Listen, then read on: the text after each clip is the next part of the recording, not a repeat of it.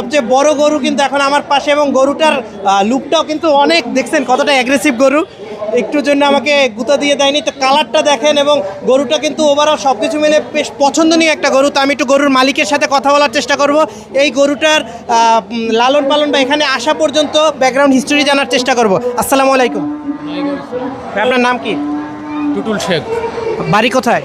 বাগেরহাট। বাগেরহাট? সুদূর বাগেরহাট থেকে এই গরুর জন্য আসছেন? জি আচ্ছা, এই গরুটা কি আপনার নিজের? জি। কত বছর যাবত থেকে লালন পালন 3 করতেছেন? বছর। 3 বছর। তো 3 বছরে এর লাইফস্টাইল সম্বন্ধে যদি বলেন, এর খাবার দাবার বা কিভাবে একে লালন পালন করে বড় করলেন? লাগানো ঘাস খায়, ভুসি খায়, খোল খায়। আচ্ছা, কত টাকা খরচ হয়েছে এখন পর্যন্ত একে এত বড় করতে? আমাদের আনুমানিক আছে 4 থেকে 4.5 লাখ টাকা খরচ।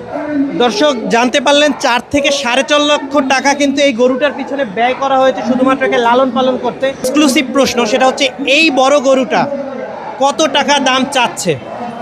8 লাখ টাকা দাম চাচ্ছে। 8 লক্ষ টাকা। দর্শক আপনারা জানতে পারলেন বরিশালে গরুর হাটে এই বড় গরু, সবচেয়ে বড় যে গরুটা, এই গরুটার দাম চাওয়া হচ্ছে কিন্তু 8 লক্ষ টাকা। আচ্ছা, 8 লক্ষ টাকা তো আপনি চাইলেন, কিন্তু আনুমানিক বা আপনার একটা টার্গেট ভীষণ কীরকম, যে এই গরুটা কত টাকা হলে আপনি সেল করবেন? 7 লক্ষ টাকা হলে আমরা সেল করি। 7 লক্ষ টাকা হলে সেল করবেন।